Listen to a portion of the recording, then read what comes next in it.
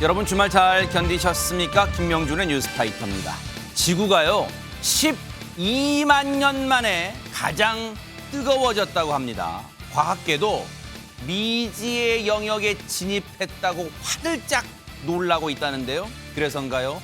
온통 부글부글 끓는 뉴스밖에 없습니다.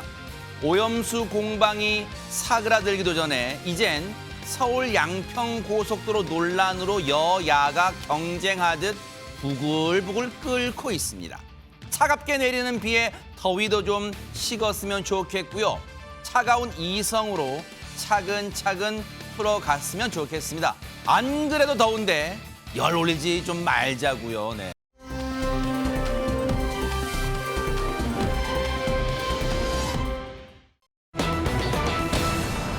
이번에 전해드릴 사건은요. 여러분 진짜 듣고도 믿을 수가 없으실 거예요. 최정아 기자님. 네, 지난해 8월 새벽 4시경입니다. 한 20살 여성이요. 이 택시를 도로에서 잡아 탔는데요. 네. 이 목적지에 도착한 후 이 여성 승객이 택시비를 결제해야 되잖아요. 그래서 카드를 꺼냈습니다. 그런데 이 카드가 잔액 부족으로 승인이 거절되고 맙니다. 아하. 물론 뭐 체크카드면은 일반 신용카드 말고 체크카드면 잔액 부족할 수 있죠. 아마 잔액이 잔고를 확인 못한 채 탔나 봐요. 그런데 여기까지 들으면 그냥 집에 연락하고 그러면 되지라고 생각하실 텐데요. 이담 아나운서. 그냥 저희가 이렇게 스튜디오에 앉아서 만약 잔액 부족이 떴다 그러면은 뭐 아주 차분히 생각을 해보면 뭐 친구한테 돈을 잠깐 붙여달라고 하거나 부모님한테 전화를 할 수 있잖아요. 네. 그런데 아마도 택시에서 갑자기 잔액 부족이 뜨니까 많이 당황을 했나 봅니다. 아하. 이 당황한 틈을 노렸던 걸까요? 택시기사가 그러면 일단 조수석으로 옮겨 앉아라라고 요구를 했습니다. 네. 일단 옮겨 앉았다고 합니다. 네. 그 이후에 이 택시기사는 아저씨랑 데이트 가자라면서 택시를 주차장으로 몰고 갔다고 뭐라 합니다. 했다고요? 다시요. 뭐라 했다고요? 아저씨랑 데이트 가자라고 했다는 겁니다. 이게 사람입니까? 뭐라고 했다고 다시요. 뭐라고요? 아저씨랑 데이트 가자라고 20살인 이 여성 승객에게 이야기를 하고 주차장으로 이동을 했다라는 겁니다. 그러고는 그 안에서 여성의 옷 안에 손을 넣는 등의 추행을 저질렀습니다. 어머. 이 여성 당연히 거부 의사를 밝혔다고 합니다. 양팔로 이렇게 밀쳐냈지만 택시기사가 힘으로 제압하면서 계속해서 범행을 이어갔다고 합니다. 이런 뭐 악마 이런 몹쓸 인간이 있어요. 어떻게 이런 짓을 합니까? 지금 택시에서 박성배 변호사님 이 몹쓸 인간 혹시 뭐 안 잡히고 막 지금도 돌아다니고 있어요. 어떻게 되는 겁니까 지금? 그렇지는 않습니다. 택시기사는 유사 강간 강제추행 혐의로 기소됐습니다. 그리고 최근 법원이 판결을 선고했는데 징역 1년에 집행유예 2년, 성폭력 치료 강의 40시간 수강을 명했습니다. 일단 법원은 택시기사의 범행을 유죄로 판단합니다. 죄책이 가볍지 않고 피해자는 큰 두려움과 성적 수치심을 느꼈을 것이다. 다만 동정 범행으로 처벌받은 전력이 없고 피해자와 합의했다. 아울러 범행을 모두 인정하고 반성하고 있는 점 등을 양형 사유로 참작했다고 판시했는데 성범죄이다 보니 신상 공개와 취업 제한 명령도 구형했던 것 같습니다. 그렇지만 신상 공개와 취업 제한 명령도 면제했습니다. 동정 범행으로 처벌받은 전력이 없고 성폭력 치료 강의 수강만으로 재범 방지 효과를 기대할 수 있을 것이라는 판단이었습니다. 아니 근데 지금 이 얘기를 듣고 시청자분들 그러실 거예요. 뭐라고? 이런 천하의 몹쓸 짓을 저질렀는데 이 인간한테 형량이 집행유예라고요? 박성배 변호사님? 일단 처벌 전력이 없었다는 점이 크게 작용한 것 같고 무엇보다도 피해자와 합의해야 했다는 사실 자체가 큰 영향을 미친 것 같습니다. 그렇지만 강제추행 외에도 유사강간 혐의가 인정되고 있고 무엇보다도 심리적으로 위축된 피해자를 대상으로 하였다는 점에서 죄질도 상당히 불량합니다.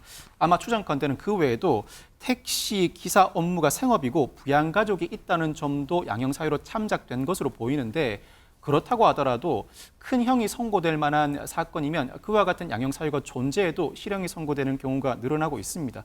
이와 같은 성범죄의 경우 양형이 가중되고 있는 만큼 특히나 죄질이 불량한 이 사건, 유사한 사건이 앞으로 발생했을 때 과연 또다시 집행유예가 선고될지는 지켜봐야 할 것 같습니다. 아니 시청자분들이요. 최진봉 교수님. 예. 우리 진짜 이 스마트하시고 또 이성적이고 차분하신 박성배 변호사님이 나름 이유를 설명하셨지만 그럼에도 납득이 안 될 거예요. 납득이 안 돼 지금. 납득이 안 되죠. 왜냐하면 이 사람이 하는 일을 보세요. 택시 운전사예요. 네. 그렇잖아요. 근데 지금 신상 공개와 취업 제한 명령을 이제 내려달라고 했는데 그것도 면제가 돼버렸어요. 그 말은 뭐예요? 택시 운전사로 다시 일할 수 있다는 거 아닙니까? 취업 제한을 받지 않는 거예요. 그러니까 집행유예 2년이라는 것도 이해가 안 되지만 더더욱 이해가 안 되는 건 택시 기사를 하게 되면 운전사를 하게 되면 다양한 사람들 또 비슷한 여성들을 또 태우게 되지 않겠어요? 맞아요. 그랬을 때 과연 저 사람이 이런 일을 또 벌이지 않는다는 어떤 보장이 있습니까? 뭐 수강 40시간 치료 강의 받으면 그걸로 될 수 있다고 생각하는 거 물론 그 치료 받아서 될 수도 있겠죠. 그럼 안 될 수도 있다는 생각은 안 합니까? 그럼 최소한 공공이나 많은 사람을 만나는 직업으로부터는 배제를 시켜야죠. 그게 저는 맞다고 생각해요. 아니 밤늦게 여성들이 만약에 택시를 탔는데 이 사람 운전하는 택시를 탔다고 상상을 해보세요. 이런 일이 또 벌어지지 않을 거라는 어떤 생각을 할 수 있습니까? 저는 그래서 법에서 뭐 처벌하는데 여러 가지 양형 기준이 있겠지만 네. 이런 일, 특히 공공 많은 사람들을 밤늦게까지 서비스하는 이런 직종이 있는 사람들 입장에는 다른 관점에서 볼 필요가 있다는 생각이 들고 네. 취업 제한도 저는 해야 된다고 봐요. 네. 그래서 많은 분들이 누리꾼도 뭐라고 얘기를 하고 뭐라는데요, 있냐면요. 지금? 재범을 키우고 있는 것 같아 화가 난다. 그러네요. 이런 것도 올려놓고 있고요. 국민들은 언제까지 이딴 판결을 봐야 하는 것인가. 이런 이딴이란 것들 표현 썼어. 이딴 예. 이게 핵심이. 지금 감정이 안 좋아요. 이딴이란 표현 써. 이딴. 네. 여기 지금 그라는 일원으로 바꿔놨지만요. 택시 정말 면허, 우리 제작진이 순화한 거예요. 진짜 네. 너무 잘했어요. 네. 그리고 택시 면허 박탈해야 된다 이런 얘기까지 있어요. 잘했어요, 그래서 진짜, 네. 같은 업종에 일하게 하는 것은 이거는 막는 게 맞다 저는 그렇게 생각합니다. 진짜 최진봉 교수님 말씀처럼요. 손님의 안전을 우선시해야 하는 택시 기사가 이런 짓을 저질렀다는 점에서 진짜 몹쓸 인간인 게 지금도 전국에서 열심히 일하시는 땀 흘리면 일하시는 모든 택시단 욕보이는 짓이잖아요. 진짜 앞으로는 이런 인간 정말 처벌 좀 정신 똑바로 차리게 법이 좀 강화되기를 기대를 해보도록 하겠습니다. 어이 몹쓸 인간이 어디 이런 인간이 다 있어요.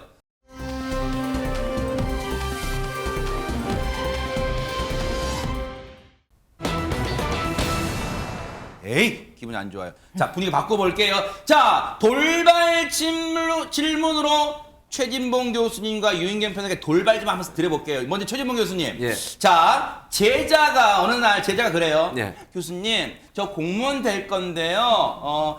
출근할 때 반바지 여름에 반바지 입고 가도 되겠죠? 라고 물어보면요. 그렇게 해라 라고 말하고 싶습니다. 와 이거 점수 따기 온 거 아니에요 진짜 전국에? 아니 근데 사실은 네. 미국 같은 데서는 정말 교수들도 반바지 입고 다녀요. 그래요? 오케이. 그러니까 알겠습니다. 저는 반바지 입어도 된다고 얘기하고 싶습니다. 오, 의외의 대답이에요. 그렇다면 유인경 평론가님, 이 기자 후배가 어느 날 이런 질문해요.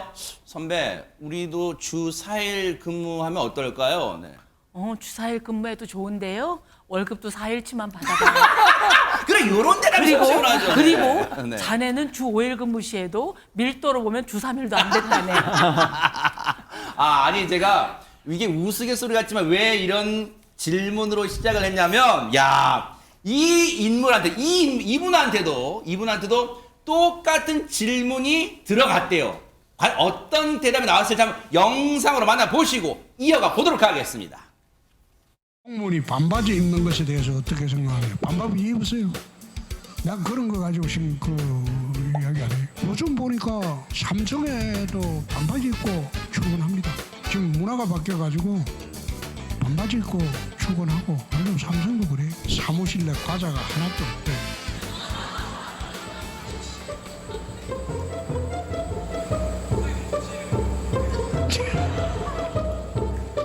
과자가 없대 이 사람아. 주 4일째 근무 부탁드립니다. 그 퇴직하세요. 주 4일째 근무 부탁드린다고 하셨던데 그러면 제일 좋은 거는 사표 내고 나가는 거죠. 휴가 갈 때 눈치 보지 마요. 이건 당연 권리야. 여러분들의 권리입니다. 7월 말 8월 초에 휴가 갑니다. 매년 그래 갑니다. 자, 지금 홍준표 대구시장이 뭔가 질문이 들어온 걸 그때 즉석즉석 막 대답을 하는 것 같아요, 느낌이. 근데 이담 아나운서 질문 내용 보면은 와, 이런 걸 대구 시장한테 직접 물어보기도 해 좀 깜놀하는 것도 있어요 지금. 아마 김명준 앵커가 MZ세대가 아닌가 봅니다. MZ세대들한테는 네. 이게 뭐 그렇게 깜놀할 만한 아, 질문이 그래요? 아닐 수도 있거든요. 네. 이 질문들이 굉장히 많았는데요. 딱히 거침없는 질문도 아니다라는 이야기들도 좀 있었습니다. 아하. 일단 홍준표 대구시장이요. MZ세대인 이 대구 소속 공무원들과 같이 자리를 가졌습니다. 90년 이후에 출생한 공무원들과 함께했다고 하는데요. 네. 대화를 하고 질의응답도 했는데 네. 한 200여 개가 넘는 질문이 쏟아지기도 했다고 합니다. 그런데 아마 MZ세대에게는 홍준표 대구시장의 말투나 이런 대답하는 이제 스타일이 좀 맞았나 봅니다. 약간 직설적이기도 하고요. 뭐 네. 과자가 없대 이 사람아라든지 퇴직하세요라든지 굉장히 직설적으로 이야기를 했는데요. 네. 그 MZ세대의 질문 한 200개 중에요. 굉장히 많은 부분 중에 하나가 멘탈 관리법이었다고 합니다. 아마도 MZ세대가 보기에 홍준표 시장의 멘탈이 강해 보였던 거 아닐까라는 생각이 듭니다. 야, 대구의 아들 박성배 변호사님이 만약에 저 자리에 계셨다면 홍준표 시장한테 나 같으면 이런 질문한다. 혹시 뭐 있습니까? 주사일제 근무가 안 된다는 것 자체는 이해합니다. 공무원이니까. 다만 초과 근무로 찾기가 애매한 부분들, 사실은 일을 제대로 하는데 약간씩 매일매일 초과해서 일을 시키는 부분은 분명히 존재할 수 있습니다. 얘기하기는 못하고 얘기 안 하자니 아쉬운 그 부분들, 초과 근무가 일정 부분 쌓이면 그만큼 쉬게 해달라는 요구는 시장과의 대화 자리에서 충분히 해볼 수 있는 질문이 아닐까 싶습니다. 야. 어느 정도 근무를 하게 되면 그만큼 쉬어야 하는 건 당연해 보이기 때문입니다. 역시 진짜 숨어있는 2인치 정도를 발견해내는 것 같아요. 박선배. 야, 그런 예리한 부분까지 이 짚어내신 거예요. 그러면 혹시 저 답변은 어떻게 들으셨어요? 왜냐하면 거침없다, 이제 우리가 거침없다는 건 표현했는데 저런 자리에서 박선배 변호사님 좀 이렇게 앞서 그거 퇴직하세요. 그거는 좀 시원한 답변인가요? 올바른 답변인가요? 어떻게 봐야 됩니까? 그 내용과 방식이 특별히 문제가 있어 보이진 않습니다. 그만큼 소탈하게 대화하는 모습을 보여주고 싶었던 것 같고 네. 무엇보다 홍준표 시장은 사실 MZ세대 공무원과 대화를 하고 있지만 MZ세대 유권자를 대상으로 하는 말 같다 보입니다. 예를 들면 우리 사회의 미래이자 중심, 즉 MZ세대가 그러네. 그들의 솔직 담백한 대화를 통해서 생각과 감정을 듣고 배우는 게 중요하다. MZ세대 공무원들과 허물없는 소통의 장을 계속 열어서 시정 비전을 함께 만들어 나가겠다고 공언했는데 MZ세대 전체를 축혀 세우고 있습니다. 그 자리는 MZ세대 공무원들과의 대화 소통의 장이지만 MZ세대 유권자가 그만큼 중요하다는 걸 정치인 홍준표가 직접 드러내고 있는 것 같습니다. 아울러 홍준표 시장은 악성 민원인 대처 방법을 묻는 질문에는 해결 방법 없다, 그냥 놔둬라, 자기 혼자 떠들다 가도록 자꾸 대꾸하면서 스트레스 받을 필요 없다라고 답을 하기도 했는데 이 답변은 쿨하긴 하지만 이 질문의 저의에는 대구시장을 비롯한 고위직 공무원들이 나를 보호해달라는 취지가 함의되어 있는 것 같은데 그에 대한 답변은 다소 부족한 게 아닌가. 나름대로 우리 대구시가 자체적으로 이런 조치를 취하겠다는 해결 방안도 제시해줬으면 더 좋은 답변이 됐을 것 같습니다. 역시 박성배 변호사님은 대구의 아들 맞아요. 와, 대구를 사랑하는 마음이 딱 진하게 느껴졌어요. 그런데 사실 저 자리 MZ세대와의 소통 자리가 뭐 반바지, 간식, 휴가, 뭐 주사일제 물론 다 개별적으로 중요할 수 있겠지만 사실 대인생 선배로서 조언도 해줄 수 있는 자리잖아요. 혹시 그런 얘기는 없었을까요? 한번 들어보시고 이어가 보도록 하겠습니다.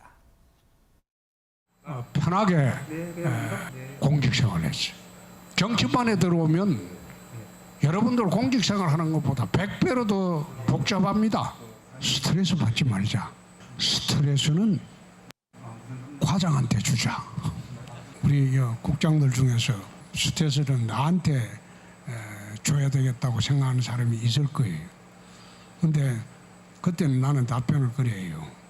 자신 있으면 해봐라. 그만큼 실력이 출중하면요.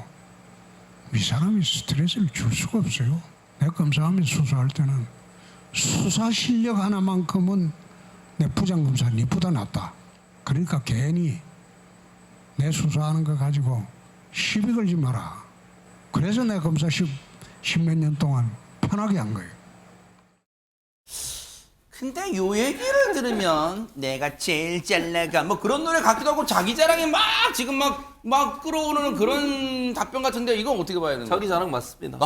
그래요? 네, 본인이 일 잘했다는 거 아니겠어요. 그러니까 일을 잘해라. 그러면 이 사람은 스트레스 받을 일이 없다. 이런 얘기를 하는 것 같은데 뭐 일을 잘해도 스트레스 받는 일이 있을 수 있다고 저는 봐요. 개인적으로. 그러니까 업무와 관계된 것도 있지만 뭐 사람과의 관계 또는 뭐 대화 이런 부분에 있어서 스트레스가 있을 수도 있으니까요. 또 일의 업무량이 늘어나면 또 스트레스를 받을 수도 있는 거니까. 다만 이제 홍준표 시장이 얘기하고 싶었던 것은 자기 분야의 전문가가 되고 능력을 쌓는 게 중요하다 이 얘기를 하고 싶었던 것 같아요. 이제 그런 메시지를 전달하고 싶었던 것 같고 또 하나 질문이 나온 게 뭐냐면 스피치 얘기가 나왔어요. 어떻게 이렇게 말을 잘하시냐 이런 얘기가 나왔는데 홍준표 시장이 이제 거기에 대해서 본인의 경험을 얘기하신 부분이 있는데 스피치 훈련을 어떻게 하면 좋겠냐라는 질문에 별다른 훈련 받은 적 없다. 근데 정치를 하다 보니까 자연스럽게 스피치를 잘하게 됐다라고 얘기를 했고요. 네. 본인의 정치를 시작하고 27년 동안 정치를 했는데 매일 아침에 일어나자마자 30분 이상 그날 뉴스를 전부 검색을 해서 뉴스를 보고 거기에 대한 본인의 입장을 정리를 한대요. 왜냐면 정치인들 입장에서는 방송에 나갈 수도 있고 아니면 인터뷰를 할 수도 있고 이럴 수 있지 않겠어요. 그러면 현안에 대해서 질의가 들어오면 거기에 대해서 명쾌하게 본인의 입장을 전달할 수 있도록 하는 그런 훈련이 계속되다 보니까 자연스럽게 스피치를 잘하게 된 것이지 스피치에 대해서 특별히 배운 적은 없다라고 얘기를 하면서 그것도 자랑이네요. 예, 뭐 자랑이죠. 네. 그러나 그거는 이제 하나의 스킬일 수는 있다고 봐요, 저는. 왜냐면 이게 매일 아침에 만약 공무원들도 마찬가지라는 생각이 드는데 젊은 우리 MZ세대 같은 경우도 일어나서 30분 이상 뉴스 검색하고 본인이 그 뉴스에 대해서 양쪽의 의견들이 충돌되는 지점들을 잘 관리해서 보게 되면 본인만의 관점이 생길 수 있는 그건 거잖아요. 좋은 습관 같아요. 네, 그건 네. 좋은 습관이고 네. 다만 스피치는 이런 훈련을 통해서도 가능하다는 그렇죠. 거고 제가 이제 스피치 전문가로서 맞아요. 저한테 와서 이것도 자기 배우시면 자랑이잖아요. 그렇죠. 잘할 수 있지 않을까 이런 네. 생각이 듭니다. 그래요. 오늘 자기 자랑으로 점철되고 있는 뉴스파이터와 함께하고 계신데 근데 중요한 건요. 최정화 기자님. 네. 홍준표 시장은 저런 답변함으로써 자기 만족할 수 있어요. 역시 나는 모르는 게 없어. 능력 뛰어나 할 수 있는데 저 자리에 있었던 MZ세대 공무원, 직원분들은 어떻게 받아들였을까요? 네, 일단 대구시 조직 내에 이 MZ세대 출생자가 굉장히 많다라는 게 눈에 띕니다. MZ세대라고 하면 80년대 출생 이후자를 이야기를 하는데요. 네. 전체 공무원의 53.2%가 무려 MZ세대로 그래요? 구성되어 있다고 합니다. 중요하네요, 진짜. 네, 이 미래의 대구시정을 이끌어 나갈 주류가 이 MZ세대라는 점에서 사실은 이번 소통의 시간이 굉장히 중요하지 않았나라는 생각이 드는데요. 구청 소속 공무원 이 27살 MZ세대 분이 이번 소통에 대해서 이렇게 이야기를 뭐라고요? 했습니다. 수백 개의 질문이 쏟아졌는데 생각보다 질문에 잘 대답을 해줘서 놀라웠다. 다른 지자체는 퇴사를 막으려고 안간힘이라고 하는데 홍 시장은 자유로운 세상으로 나가라라고 이야기를 하는 게 굉장히 인상적이었다라는 또 솔직한 이 소감을 밝히기도 했습니다. 그래요. 앞으로 어떻게 이 소통 방식이 계속 될지 한번 지켜볼게요.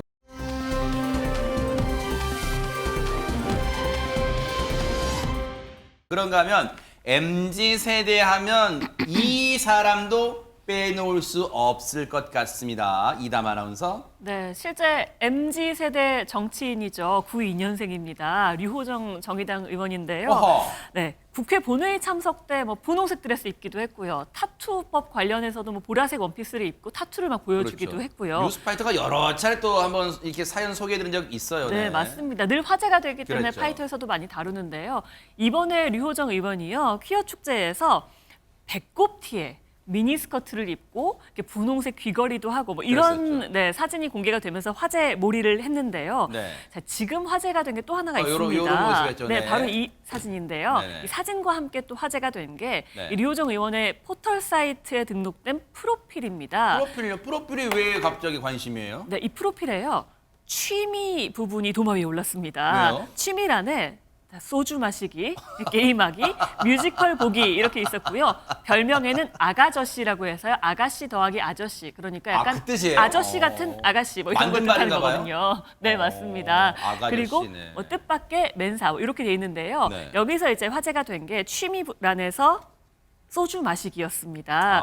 한 커뮤니티에서 누리꾼이요. 요거를 캡처해서 올리면서 취미가 음주라고 하더라도 국회의원이 이제 소주 마시기를 취미로 올린 건 좀 그렇지 않느냐라는 취지로 이제 올렸고요. 이거에 대해서 찬성하기도 하고 반대하는 의견도 있고 이러면서 좀 화제가 됐습니다. 네. 근데 저 프로필이요. 여러분 그 인터넷에 하면 그 초록색 된 그 검색창에 따닥 치면 나오는 거, 류호정 치면 나온다는 건데 아니 그러면 저거는 본인이냐 본인 그 측에서 의원실에서 입력하는 거야 아니면 누가 사적으로 이 사람 이럴 거니까 이럴 거다 이렇게 올릴 수 있는 거예요. 어떤 겁니까 이게? 이게 어떤 요청에 의해서 자동적으로 업데이트가 될 수도 있는데요. 본인 참여 서비스라고 해서 본인이 실제로 올릴 수가 있습니다. 아, 그래요? 이거를 수정을 할 수가 있는데 이번에 이제 최근에 취미와 별명 그리고 MBTI 적는 란이 생겼다고 해요. 그래서 류호정 의원도 최근에 이걸 업데이트했다고 합니다. 그랬군요. 그런데 지금 보세요. 최재문 교수님. 예. 프로필 내용 중에 뭐 다른 건 차치하고 지금 갑자기 언론에 뜬 게 앞서 잠깐 나왔지만 취미가 소주 마시기 이제 이걸 적은 것 같고 뭐 갑론을박이 있나 봐요. 이거 어떻게 봐야 될까요? 뭐 저는 본인의 취미를 소주 마시기라고 적은 걸 가지고 문제 삼는 건 크게 저는 그건 문제가 아니라고 봐요. 뭐 국회의원이든 누구든 본인의 취미는 다 가지고 있을 수 있는 거 아니겠습니까? 네. 국회의원이 뭐 술을 마시면 안 된다는 것도 아닌 거고. 네. 그러니까 저는 그거는 뭐 특별히 크게 문제가 되는 문제는 아니라고 보는데 뭐 사람마다 입장이 다를 수 있겠지만 저는 이렇게 보고요.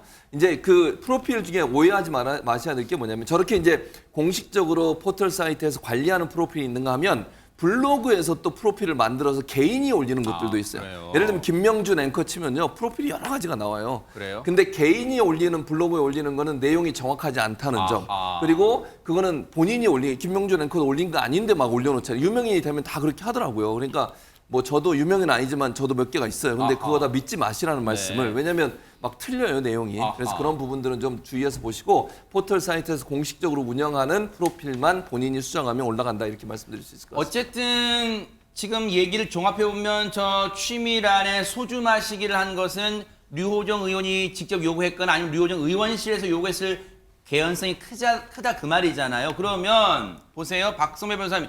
이걸 본인의 취미를 적은 건데 왜 이걸 놓고 갑론을박 진짜로 있는 거예요? 어떻습니까? 굳이 국회의원이 아니라고 해도 프로필 치고는 특이한 건 사실이죠. 그렇다 아하. 보니까 누리꾼들의 반응이 양쪽으로 엇갈리고 있는데 어떻게 해요? 한편에서는 어떻게 이게 국회의원의 프로필이냐 또 합성인 줄 알았는데 진짜라니 놀랍다는 글이 달리고 있습니다. 네. 또 한편에는 소신 있는 젊은 세대 대변으로 보면 된다. 국회의원인 것과 무슨 상관이냐. 세대 차이, 품위 유지의 기준이 다른 것이다라는 반론 댓글도 보입니다. 네. 여러분은 어떻게 느끼세요? 솔직하다 또는 거침없다? 류호정 의원의 생각이 궁금하시잖아요. 그래서 뉴스파이터 제작진이 또 어떤 제작진입니까? 궁금하면 못 참잖아요. 바로 돌격합니다. 류호정 의원 얘기 직접 들어보시고 이어가 보도록 하겠습니다. 한 반년쯤 전에 취미, 별명, 반려동물 이 란이 새로 생겨서 그때 좀 등록을 하게 됐어요. 그게 저희 의원실에서 관리를 하는 프로필이거든요. 솔직하게 이야기를 하니까 조금 고급스러운 취미는 없냐고 하시는 거예요. 그런데 제가 뭐 바둑이나 골프나 이런 거는 뭐 하지도 않고 솔직하게 쓰는 게 맞겠다. 일단 제 이름을 검색하셔서 찾아보시는 분들이니까 소소하게 좀 재밌게 알아가시는 것도 있었으면 좋겠다는 생각도 했고, 사실 소주 마시기 같은 거는 뭐 직장인 분들 퇴근하고 반주로 한 잔씩 하시잖아요. 그런 걸 저도 적은 거라서 그렇게 뭐 큰 오해가 있을까 싶었습니다. 사실 또 쓸 때만 해도 또 너무 거창하고 진중하게 이렇게 인터뷰까지 할 거라고 생각을 못 하고 써서 저도 조금 당황스럽기는 해요. 그렇죠. 저는 맥주는 안 마시고요. 소주만 마십니다. 와, 저희 제작진과의 인터뷰에서도 솔직한 토크를 막 쏟아냈어요, 진짜로. 근데 저는 놀라운 게 유호정 의원의 답변이 아니라 그 댓글이었어요. 어떻게 국회의원이 소주만 마시는 게 취미라니? 아니요, 이게 국회의원들한테 환상을 갖고 계십니까? 그 많은 범죄를 저지른 분들을 여태껏 다 목도하셨으면서 저는 기자실에 인터뷰하면서 제일 역겨웠던 것이 취미나 독서를 물어보면 목민심서, 명상 정말 거짓말이거든요. 아, 왜요? 또 읽으신 분도 있을 수 아니에요. 있잖아요. 저는 네. 진짜로 만약에 유호정 의원처럼 MZ 세대라서 솔직했겠지만 정말 국회의원들이 원래 하면 이럴 것 같아요. 우리가 진실 탐지기를 해보면 유권자들에게 거짓말하기, 상대당 트집 잡기, 당권자에게 아부하기가 거의 취미로 점철돼 있기 때문에 유호정 의원이 소주 마시기의 논란을 계기로 해서 본인들도 얼마나 솔직할 수 있는지 좀 알아봐 주시고요. 서민들이 또 퇴근 후에 소주 한 잔 마시는 것이 아무렇지도 않아서 본인도 올렸다라는 젊은 세대의 말에서 너무 위압적이고 고압적이고 엄숙한 척하지 마시고 유호정 의원에게도 배울 건 배워야 된다고 생각합니다. 그러네요. 말씀 듣고 보니까 사실 저도 이 프로필 보고 처음엔 적지 않이 놀랐는데 가만 생각해 보니 그 마인드가 오히려 꼰대 마인드일 수 있겠다 그런 생각도 봅니다. 솔직 당당한 류호정 의원 앞으로도 행보 응원해 보도록 하겠습니다.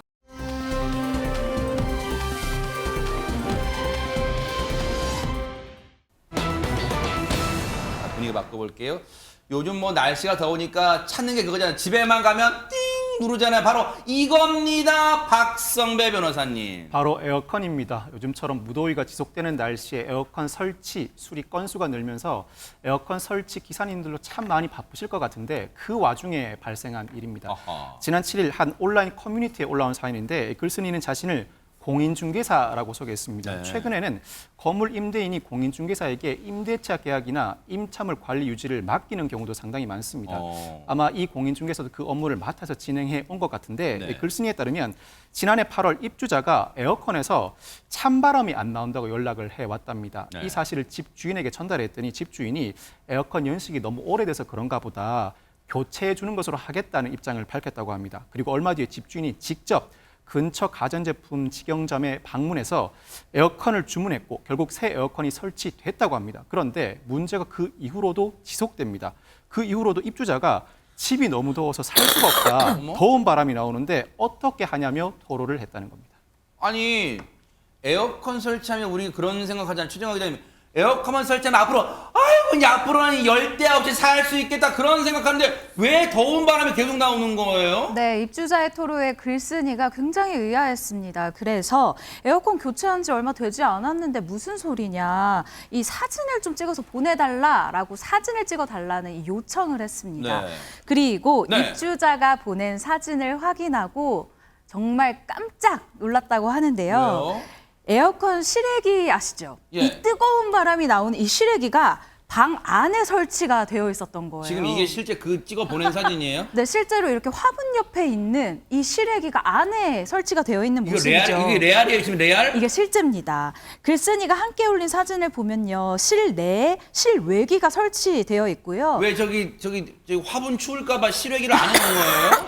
네, 그렇게 생각하실 수도 있는데요. 또 이 실외기 아래에 보시면 수건과 플라스틱 이 그릇이 받쳐져 있잖아요. 저 지금 물 뚝뚝 떨어진다는 얘기잖아요. 맞습니다. 원래 실외기 작동 시에는 물방울이 떨어지는데 이 바닥이 젖어버릴까 봐 임차인이 이렇게 급히 해놓은 것으로 이 조치를 해놓은 것으로 추정이 됩니다. 아니 이담하면서 이거는 세상에 이런 일이 이건 빵당 영상에나 나올 것도 아니 어떻게 이런 일이 지금 벌어진 거예요 이거? 그러니까 글쓴이에 따르면요. 설치 기사가 방문했을 당시에 집주인과 입주자가 모두 없었다고 해요. 집주인은 이제 어르신이라서 직접 오지는 못하셨고 이제 그리고 입주자 같은 경우에는 출근을 해야 해서 그냥 비밀번호를 알려줬다고 합니다.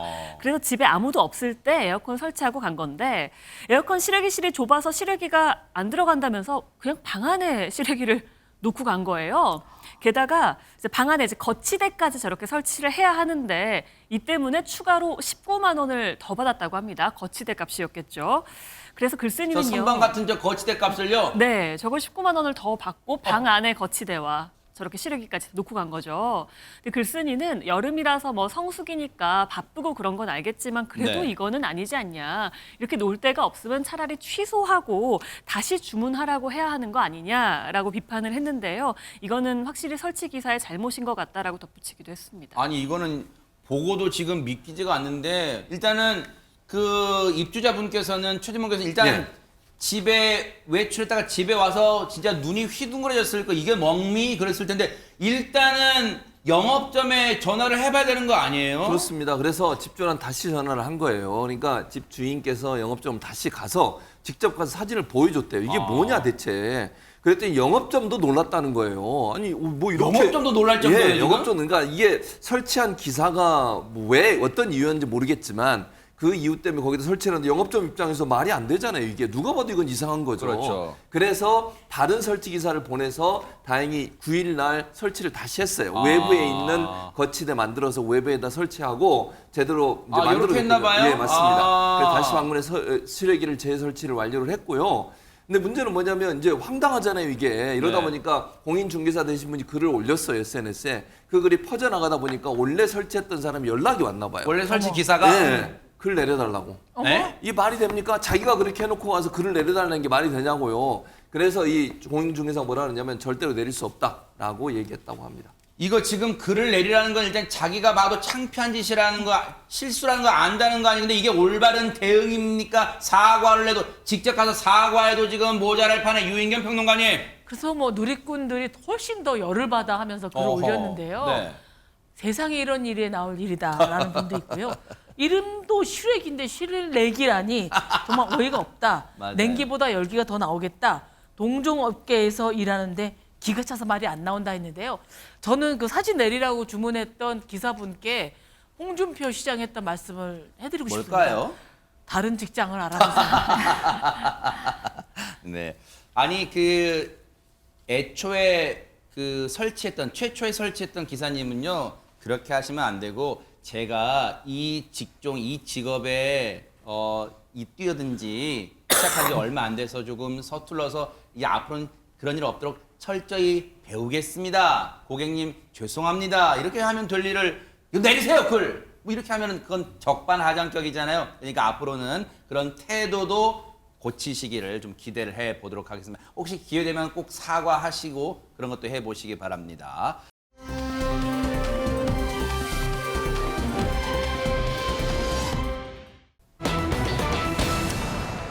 자, 분위기 바꿔볼게요. 아직도 우리를 공분케 하고 있는 부산 돌려차기 진짜 이 성폭행 사건 그리고요 의왕 엘리베이터 사건 정말 모두 여성을 노린 사건인데 이런 비슷한 사건이 서울에서도 일어났습니다. 이담 아나운서.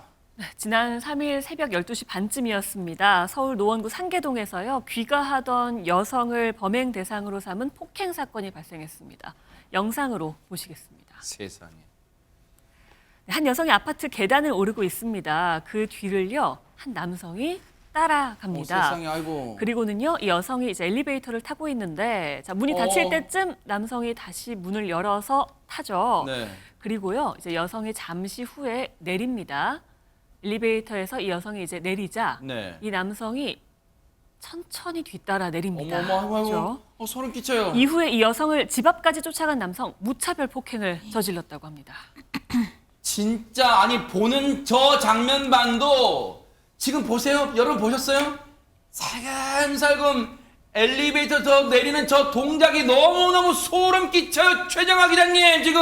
네, 이 30대 남성은 이 늦은 시간에요. 아파트 입구에서부터 피해 여성을 뒤따라 갔습니다. 정말 소름 끼치는데요. 세상에. 그리고 엘리베이터를 이렇게 조심스럽게 따라탄 후에 집 앞까지 따라가서 이 몸을 강제로 만지고 무차별 폭행했다고 합니다. 요 영상은 멀리서부터 따라온 그 영상이잖아요. CCTV. 네, 맞습니다.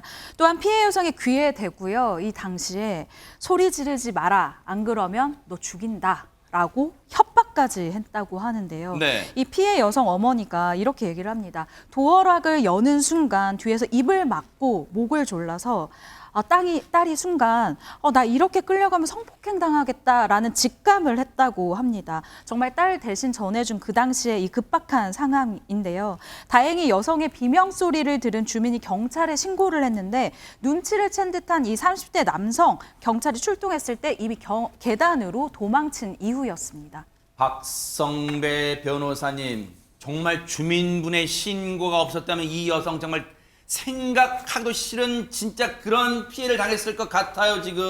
그렇습니다. 경찰에 따르면 피해 여성은 이 30대 남성이 폭행을 저지르면서 성적인 발언을 했다고 진술했다고 하는데 이 경찰도 성범죄가 목적이었던 것으로 보고 있습니다. 이 당시 범행의 목적 그 자체는 상당히 중요합니다. 죄명이 달라지기 때문입니다. 사람을 데려갔다고 무조건 약취유인죄가 성립하지는 않습니다. 미성년자는 데려간 것 자체로 약취유인죄가 성립하지만 성인을 데려간 경우에는 간음 또는 노동력 착취 등 일정한 목적이 있어야 합니다. 성적인 목적이 인정된다면 추행 등 목적 약취죄가 인정될 수 있는 사안입니다. 진짜 아직까지도요 유인경 평론가님 우리 사회 여성이 안전한 사회 아직 안 됐어요. 아직 멀었어요 지금. 그렇죠. 사실 우리나라가 외국에서 지금 인정받고 있는 게 뭐 K-팝도 있고 뭐 있지만 K-CCTV도 굉장히 돼서 왜 다방에가 너무 옛날 사람이네요. 핸드백 카페. 네. 카페에서 노트북이나 핸드폰을 놓고 와도 안 가져가는 건 다 CCTV 덕분이라는 말도 있는데 엘리베이터도 CCTV가 있음에도 불구하고 심야에 타는 여성분만을 대상으로 이런 범죄가 일어나는 건 너무너무 어렵고요. 그래서 많은 여성들은 심해 엘리베이터 타기가 무섭다, 정말 공포스럽다고 그러니까요. 얘기도 하기도 하고 남성분이 따뜻하면은 내린다 이런 얘기까지 하고 있는 실정입니다. 저 인간 처음부터 단단히 준비했어요. 모자 푹 눌렀었잖아요. 혹시 그럼 엘리베이터에서 CCTV 비추면 모자 비춰가지고 자기 좀 얼굴 가릴 요량했을지도 모르겠어. 근데 어쨌든 저 인간이 신고 받고 경찰이 출동하기 직전에 눈치를 채고 도망갔잖아. 그럼 아직도 못 잡은 거예요, 최재문 교수님? 그렇지 않습니다. 일단 경찰에 출석을 했습니다. CCTV로 특정을 했어요. 누군지를. 아하. 경찰이 특정을 했고 연락을 했습니다. 아하. 출석해라. 그랬더니 7일 날 지난 7일 스스로 경찰서에 나타났습니다. 어허. 그래서 피의자로 특정을 해서 경찰서에 출석을 했는데 네. 문제는 이 사람이 같은 마을에 사는 주민이었다는 거예요. 그 여성과. 세상에. 그러니까 그 옆에서 늘 배회하고 있었던 사람으로 보여지고요. 또 이제 문제는 뭐냐면 이 사람이 경찰 출석 당일 조사를 받지 않고 바로 귀가를 했다는 겁니다. 왜요? 이유가 뭐냐면 변호사를 선임해서 다시 돌아오겠다라고 얘기했다는. 그러니까 조사를 나 혼자 받을 수 없고 내 방어권을 위해서 변호사를 선임해서 그때 와서 내가 조사를 받겠다 해서 돌려보냈다고 합니다. 아니 박성배 변호사 경찰 출신이시가 아니 이런 사람을 그냥 돌려보는 게 말이 돼요? 영장도 안 치고 뭐 하는 거예요 지금? 일단 경찰은 자진 출석한 경우에는 긴급 체포 요건에 해당하지 않아서 돌려보냈고, 다만 이후에 30대 남성 다시 변호사 없이 경찰서에 나타나서 조사를 받기는 했다고 합니다. 술에 취해서 기억이 나지 않는다며 범행을 부인했다고 하는데, 아마 사건 직후에 신고를 받고 추적해 곧바로 검거했다면 긴급 체포가 당연히 가능하죠. 이후에 시간이 지난 상황에서 긴급 체포가 가능할까?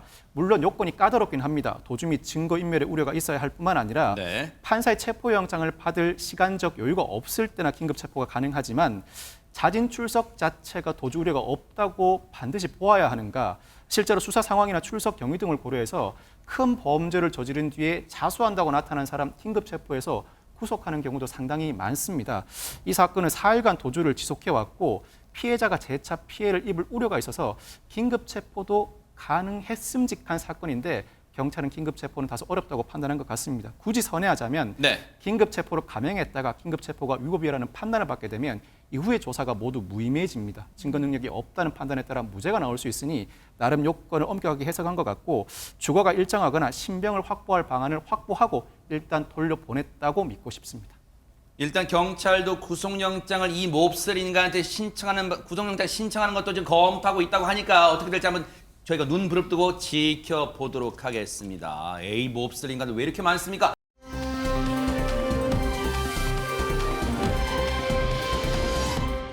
자, 분위기 바꿔볼게요. 그 밖에 관심 가는 소식, 해외 소식 좀 알아볼게요. 첫 소식은 최정아 기자님이 준비하고 계십니다. 네, 미국 라스베이거스에서 이 세계 최대 규모의 구형 이 구조물인 스피어라고요. 돔 형태의 이 공연장이 있습니다. 예, 예. 그런데 이 스피어가 이 외벽 전체가 그 LED 스크린으로 되어 있거든요. 그러니까 역시 세계 최대 규모의 돔 형태 스크린을 가지고 있는 그런 것도 공연장인 있어요. 거죠. 네. 그런데 이 미국 독립 기념일을 맞이한 지난 4일에요. 밤 스피어의 이 외벽을 통해서 아주 역동적인 영상 콘텐츠가 상영이 되어서 화제를 모았는데요. 영상 함께 보시죠. 네, 이날 스크린쇼는 헬로 월드라는 첫 인사와 함께 와. 아주 다양한 색깔의 화려한 불꽃놀이로 시작이 됐습니다. 이어 생생한 질감의 이 달 표면이 보여지는 등 아주 아름다운 모습이 보여지고 있는데요. 와. 어마어마한 크기의 구형 구조물이라 진짜 달을 보는 것 같아요. 네, 어머. 맞습니다. 실제 마치 달이 지구로 잠깐 떨어진 모습처럼 보여지기도 하는데요. 네. 이후 달이 아닌 지구로 이렇게 탁 변해서 전 세계 모든 대륙들을 보여주기도 하고요. 또 생동감 넘치는 수중 장면으로 이렇게 또 야. 변하기도 했습니다. 네. 아주 다채로운 모습을 보여주며 지켜보는 이들로 하여금 입이 쫙 벌어지게 하는 아주 거대한 LED였습니다. 이야, 최재명 교수님 25초 드릴게요. 네. 저 구 안에는 그럼 공연장이라는 거잖아요. 돈 많이 들어갔겠네요, 그러면. 돈 많이 들어갔어요. 오. 건설 비용이 총 23억 달러, 우리 돈은 2조 9,969억 원이 들어갔는데 예, 이게 맞다. 비용이 늘어난 이유 중에 하나가 뭐냐면 팬데믹으로 공사가 좀 지연이 됐어요. 아하. 공사가 지연되면 돈이 더 들어가잖아요. 그래서 돈이 더 들어갔고 앞으로도 다양한 형태의 공연들을 선보이겠다고 포부를 밝히고 있는 상황입니다. 네. 어려운 시기를 지낸 만큼 또 멋진 공연, 다양한 공연 또 기대를 해볼게요. 보고 계십니까? 대박 사건. 네, 안녕하십니까? 김명준입니다. 여러분과 함께하는 뉴스파이터. 다양한 소식과 뉴스를 보고 싶으시면 화면 오른쪽을 꾹 눌러 구독해 주시길 바랍니다. TV로도 유튜브로도 여러분께 한 발 더 다가가겠습니다. MBN 뉴스와 뉴스파이터를 사랑해 주셔서 고맙습니다.